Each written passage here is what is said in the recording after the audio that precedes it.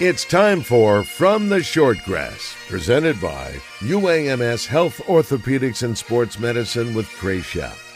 A golf podcast for those who love golf, struggle with golf, and just like to enjoy the outdoors and fellowship with friends, all while chasing a ball around, trying to put it in a 4 1/4 inch diameter hole. From the Shortgrass is presented by UAMS Health, Orthopedics, and Sports Medicine, and brought to you by Stevens Incorporated, an independent financial services firm with the freedom to focus on what matters most. And now, from the Shortgrass, here's your host, Trey Schaap. Welcome to another edition of From the Shortgrass, presented by UAMS Health, Orthopedics, and Sports Medicine. I am your host, Trey Schaap. UAMS Ortho Now is now open at the Orthopedic and Spine Hospital at UAMS Health. If you have an orthopedic injury, sports, work, or anything else, go in and see the best in orthopedic care. No appointments needed. You can walk right in. Ortho Now, open Monday through Friday, 8 to 8, and Saturday, 8 to noon. Conveniently located at the Orthopedic and Spine Hospital at UAMS Health. For more information, call 501-686-TOSH. That's 501-686-8674. On this edition of From the Shortgrass, I sit down with SMU senior golfer Mackenzie Lee. Mackenzie is a 5-time AJGA champion, a 4-time state junior match play champion in the state of Arkansas. She was a 2019 AJGA Junior All-Star team member. In 2019 and 20, she was an AJGA All-American second team. And then in 2021, she made the AJGA All-American first team. She is a leader on the SMU golf team. She hails from North Little Rock, grew up playing at the first tee of Central Arkansas, and she is dedicated to the game of golf. You'll hear from Mackenzie Lee after the break. Stay with us.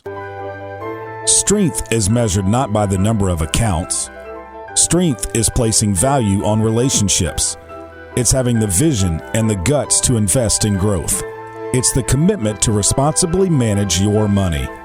At Stevens, we believe that our strengths build success, not only for us, but for our clients. Stevens, member NYSE, SIPC. This is Justin Akery. If hand or wrist pain is getting in the way of your daily life, it's time to see the specialists at the Orthopedic and Spine Hospital at UAMS Health. Their fellowship-trained hand and wrist surgeons treat everything from arthritis and fractures to nerve injuries and carpal tunnel. And with Arkansas's only hand trauma telemedicine program, advanced care is available around the clock. Call Ortho at 501-686-TOSH to schedule your appointment today and get back to living pain-free. That's 501-686-8674. The doctor will see you now. Welcome back to this edition of From the Shortgrass, presented by UAMS Health, Orthopedics, and Sports Medicine. I am Trey Schaap. I've been following the career of Mackenzie Lee, a decorated amateur golfer in the state of Arkansas, won plenty of times on the ASGA circuit, won multiple match play championships, and then started playing AJGA golf and really excelled there. She decided to head to Dallas for her college career to SMU, Southern Methodist University. In her freshman year, she was second on the team with a 7.1.78 scoring average, and then her sophomore year, she bettered that with a 7.1.32 scoring average, leading the Mustangs. And then last year, she led them again, a 7.1.31 scoring average, to break her own SMU record for lowest single-season scoring mark. This past summer, she won the North-South Amateur Tournament, outlasting 120 of the best amateur women's golfers, and she hopes to play well at this year's Augusta National Women's Amateur, a tournament that she has played well in before. You're going to hear more about that coming up. On the tee, Mackenzie Lee. Mackenzie, thanks for joining me on this edition of From the Shortgrass. Do you remember the first time you picked up a golf club? No. I really can't. I was 2 years old. 2 years old? Yeah, I was really, really young, so I've been playing golf for a while. Kind of like Tiger Woods. I think he picked it up when he was very, very young. Yeah, his dad. I think 3 years old or something, yeah. Was it your dad that got you involved with the game? Yeah, it was my dad and my older brother who played at the time as well. So your older brother played. Mm-hmm. He was actually really good. He was player of the year for Arkansas whenever he was 15, I think, and then he had a pretty bad injury, so career came to an end a little faster than we expected. But yeah, no, he was a great player too. What is it about the game of golf that you love? I love how toxic it is, honestly. It's like one day, not even one day, one shot you think you've got it down. The next, you have no idea what you're doing out here and you really want to stop playing. But I have to say the positives within the game are just so much stronger that it keeps you coming back for more. Do you like to practice? No.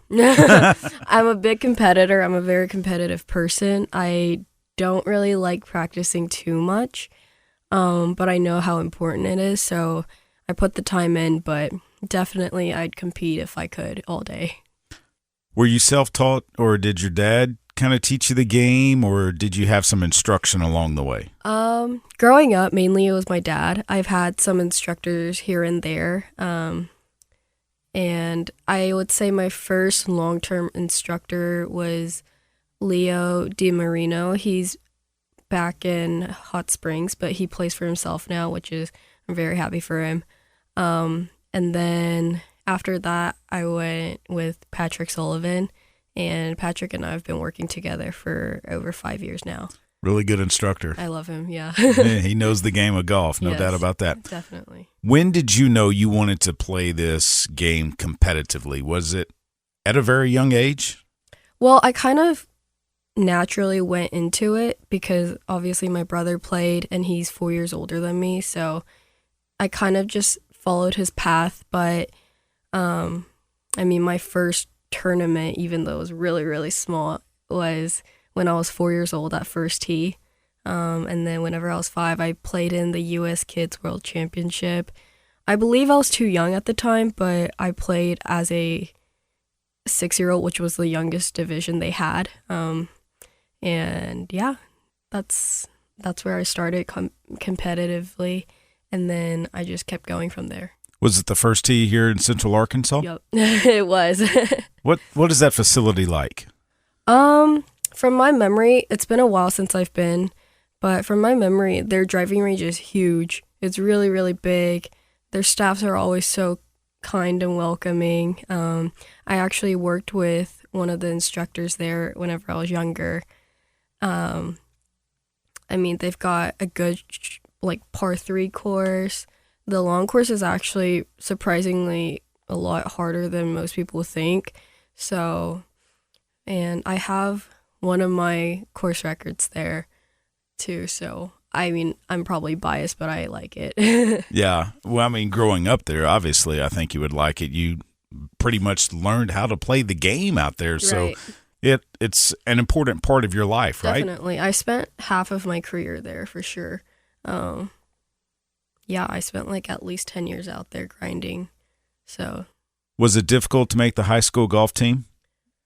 That's the thing about Arkansas, like high school golf. It's not as competitive as I wish it was. I only played 3 years. I didn't play my senior year.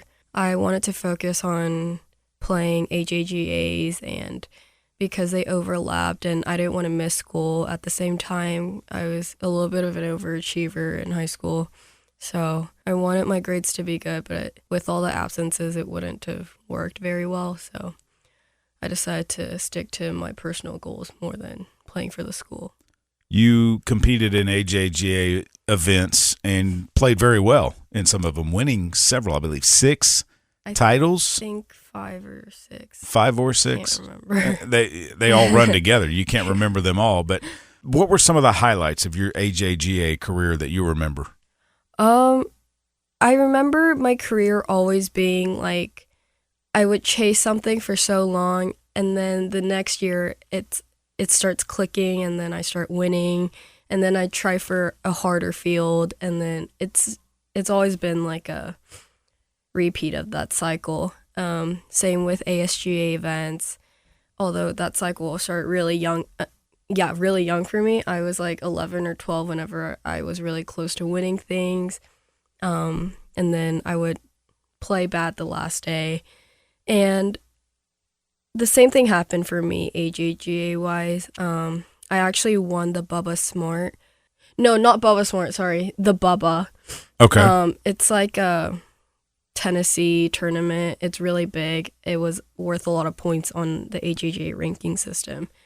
So I played that, and that was like my first big win as a high school student. And ever since then, like I said, it just clicked. So I won like 3 AJGA tournaments in a row the coming season.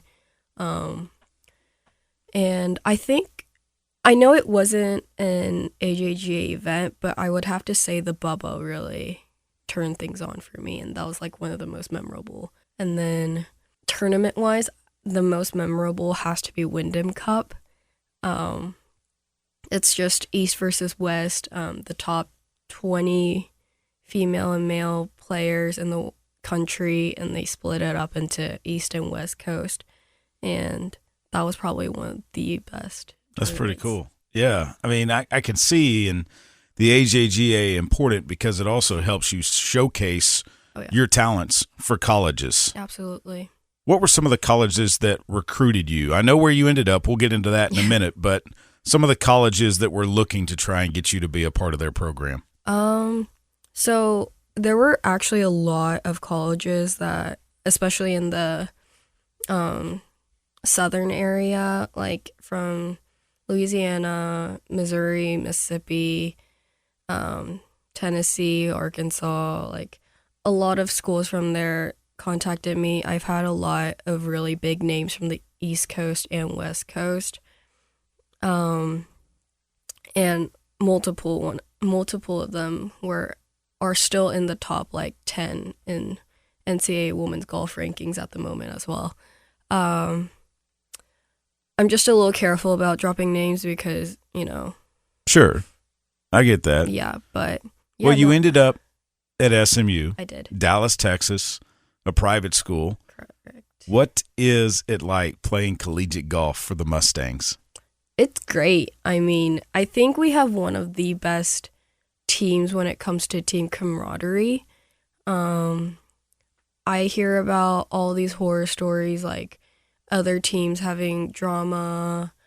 Our team doesn't have anything going on, so people would ask me like, "Oh, like, is there anything, like, what happens behind the scenes?" And I'm like, honestly, we don't do anything. Like, no, none of us go out. We're all such homebodies. We're going to bed at 9:30. Like, it's great. I love it. And the coaches, I mean, they're amazing. They let you do your own thing.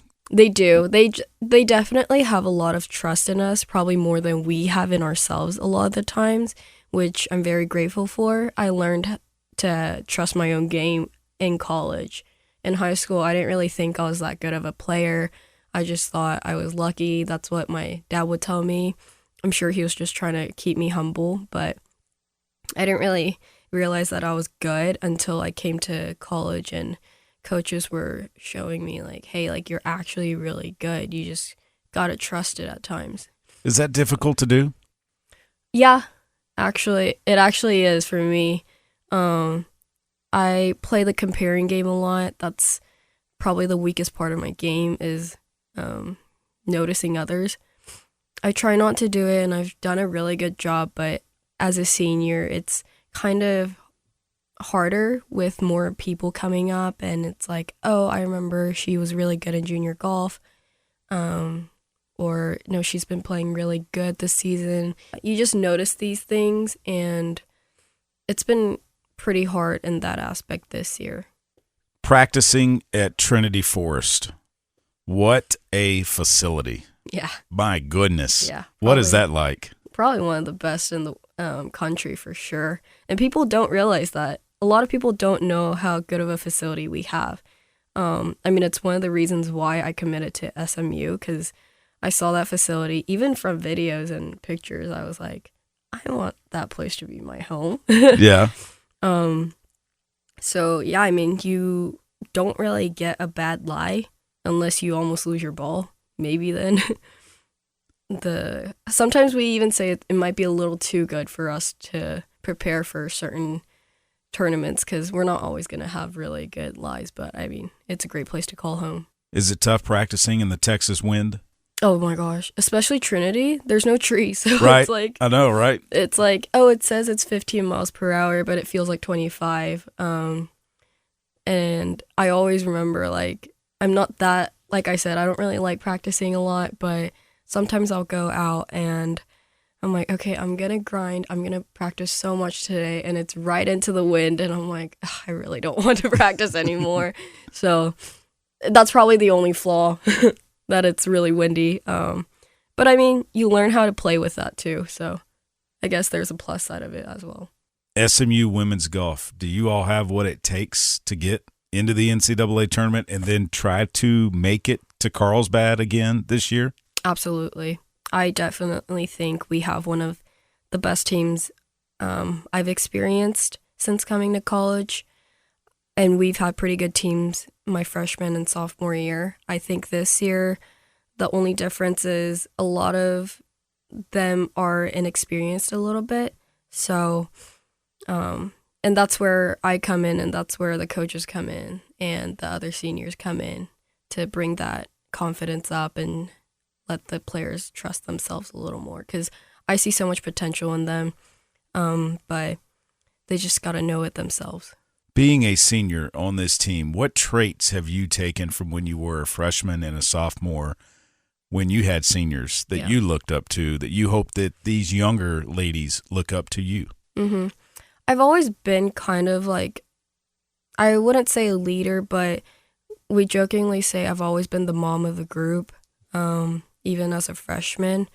So I've always kind of led the way a little bit with the help of my teammates, obviously. But I definitely experienced a lot of really good leadership as a freshman. Like one of my teammates, Lauren Miller, she was just born to be a leader. She's always doing the right thing, always working hard. And I just never saw myself as that type of leader. I wasn't really the type to like bring the energy up for people, like give them a pep talk. I'm not really the type of person to do that. And in conversations with my coaches, like I told them that, and you know, they always say you don't have to be a leader through words. You can always lead by example, and which is what I've been trying to do. A lot of them come to me for advice, whether it's related to golf or not, and I always just tell them like, hey, like think of what's best for you and the team, because what if it's not going to benefit you or the team, then why would you even think about it, you know? So I think a lot of it, my leadership comes from my experiences and what I think is best for the team. Let's switch to your amateur career. Obviously, playing collegiate golf, you're still an amateur and everything. Right. You can get money now with NIL and everything. Yes. It's out there. But you're a decorated amateur as well. This past summer, you won at Pinehurst, the North and South Amateur Women's Champion. Yes. Let's talk about that tournament and getting to play Pinehurst number 2. Wow, what an experience. Yeah, I mean, I played this last year, and I really had a lot of fun, so I decided to go again.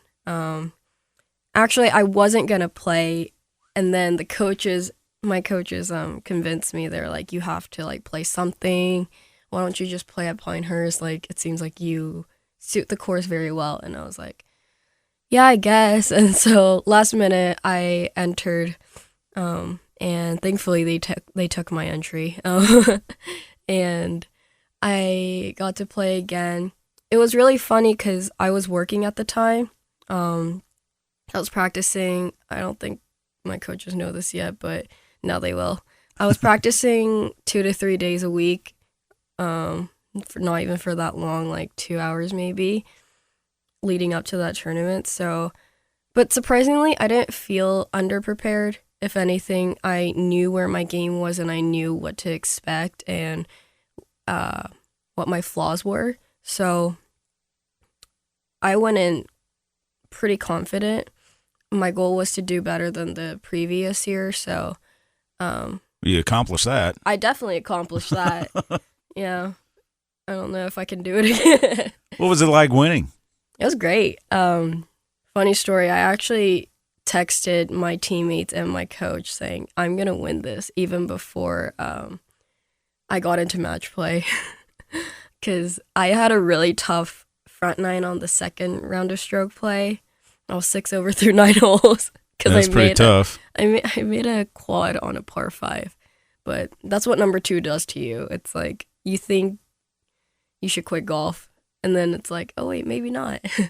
Hit it to the center of the greens on number 2, and then just putt to the hole from there, right? If it holds on the green for if number it 2. holds. If True. it holds. True. Which mine did not. Uh-oh. Yeah, I got to experience that this summer. It is a fun course to play. Yeah. Well, so you won that. You've also competed in USGA events. You've made match play at the U.S. Amateur before. What's the difference in a USGA event? They treat the players so well, don't they? They do. It honestly is one of like the most exciting tournaments out there. They give you so much stuff. They have it like all set up as if it's like a true celebration for the golfers, which is really fun. And they always pick the hardest golf courses there are too. So I guess it's fun if you could see it like that. But yeah, no, it's definitely an experience that I always look forward to. And you get to play in the Augusta National Women's Amateur again this year. Last year you played in it. You made a hole-in-one. I did. During it, but that was not on. That was not on Augusta National's not at course. Augusta National. That's what a lot of people confuse. They're like, you made a hole-in-one at Augusta. What hole was it? And I was like, so long story short, we play the Champions first 2 Retreat. rounds at Yep. Champions Retreat, and then whoever makes the cut gets to play the last round. So technically, I didn't make a hole-in-one at Augusta, but Augusta, Georgia, yes.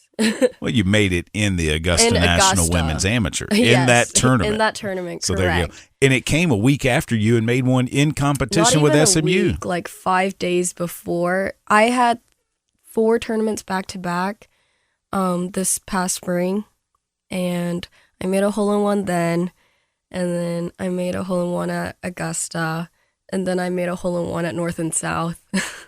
Wow. So yeah, it was a pretty extravagant first half of the year for me. Mackenzie, what do you remember about the practice round of Augusta National and then getting to play the course in tournament conditions on that Saturday before the professionals get there to prepare for the Masters?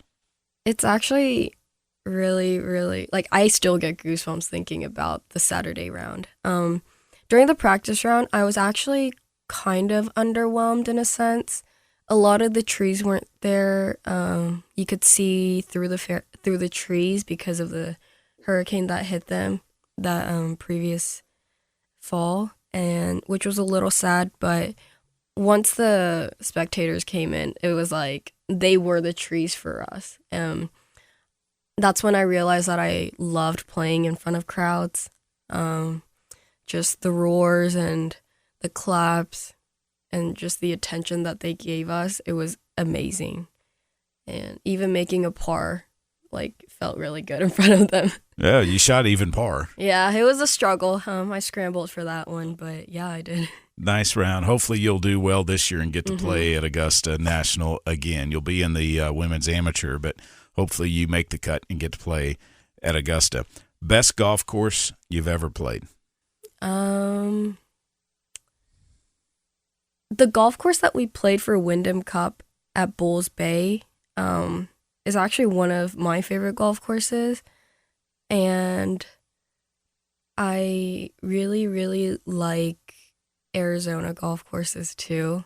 Like, just something about them. I can't specify which one because they're all kind of similar. There was Whispering Rock in Arizona. So good. Obviously Augusta, but I feel like that's just too cliche. So, do you plan on turning pro when you're done, or what's the plan for Mackenzie Lee? At the moment, yes. I only say that because you never know what's gonna happen as an athlete. But yeah, currently I'm placed pretty well on the LCAP, which is kind of like PGA Tour U, but for the women's side. I'm currently sitting at top 10. My goal is to finish top 5. And yeah, starting. Best of luck. Yeah, I'm planning on starting with Epson Tour and then making my way up. So Fantasy foursome, living or deceased, you and 3 others that you could play a round of golf with. Who would they be? Arnold Palmer has to be there. Lydia Ko, I'm a big fan of hers. And the last person would be, it's kind of hard. Could be anyone. Therese Hessian. Okay. Yeah, she played for SMU back in 1987. I think she won the national championship for us, first and last currently. And then she coached at Ohio State for a while. And I just think there's a lot to learn from her. There's a lot to learn from all of them, honestly. Sure. But yeah, I've met her a few times and she's a great person. I love talking to her all the time. So I would say those 3. You ever get tired of the Dallas traffic trying to make it from campus to Trinity Forest? It's actually not that bad. A lot of people are come like, on. they think bad. it's like 30 minutes, but it actually is like max 20 minutes. Usually Okay. 12 to 20 minutes. You Yeah. put it in Waze and go. Yes, absolutely. You always have to put it in Waze in Sponsor Dallas me, Waze. because there you go. You never know when you're going to get into a wreck or something. There's 3 different ways to get to every location, and Waze will tell you which one is the fastest. Have you reached out to Scotty Scheffler or even Bryson DeChambeau? I mean, he's a former SMU Mustang. Yeah, absolutely. I mean, I haven't reached out to them, but I've met them because I worked at Dallas National this past summer. They're both members there. Funny story. Bryson was there one of my first days, and I've met him at like a football game. We were both on the field with like my team after he won the U.S. Open, and I don't think he recognized me at the time, and I didn't really make my way to say hi because, you know, I just don't want to bother them. Sure. Because they're practicing. They just want to be a golfer right now. So, but he came after we clean picked the range at like 6:30 p.m. and then hit another bucket of balls. But it's okay. Like, He had to go pick up his golf balls. again, yes. Oh, my but it's gosh. fine. It's fine. I mean, that's what we're there for. So Yeah. But I thought it was funny. He's pretty cool. Yeah. Well, Mackenzie, best of luck. Thank you. And hopefully you make it out to Carlsbad with the team. Hopefully you play well at the Augusta National Women's Amateur, maybe even win it. Yeah, that'll be great. And We would love to see that. that's definitely a goal of mine. Best of luck, Mackenzie. Thanks for the time. Thank you for having me. This is Justin Acree. If hand or wrist pain is getting in the way of your daily life, it's time to see the specialists at the Orthopedic and Spine Hospital at UAMS Health. Their fellowship-trained hand and wrist surgeons treat everything from arthritis and fractures to nerve injuries and carpal tunnel. And with Arkansas's only hand trauma telemedicine program, advanced care is available around the clock. Call Ortho at 501-686-TOSH to schedule your appointment today and get back to living pain-free. That's 501-686-8674. The doctor will see you now. The future is not about a bond reaching maturity. The future is what my grandfather worked for. It's what my father carried on. It's my responsibility today. The future is my son's tomorrow. At the Stevens Private Client Group, we believe that our strength builds success, not only for us, but for our clients. Stevens, member NYSE, SIPC. That's about all the time we have for this edition of From the Short Grass, presented by UAMS Health, Orthopedics, and Sports Medicine. I want to thank Mackenzie Lee for coming in before she headed back to SMU for the spring semester. In fact, I just got a text from her last night before putting this episode together. If you remembered who would be in Mackenzie's fantasy foursome, the last golfer she mentioned, Therese Hessian. Well, she got to play with her out in California. How about that? Remember, when you find your ball mark on the green, fix it and a couple of more. And I hope to see you sometime soon from the Short Grass. You have been listening to From the Short Grass, presented by UAMS Health, Orthopedics, and Sports Medicine, a weekly podcast dedicated to the game of golf. This has been a presentation of the Buzz Radio Network in association with Majestic Cubby Productions.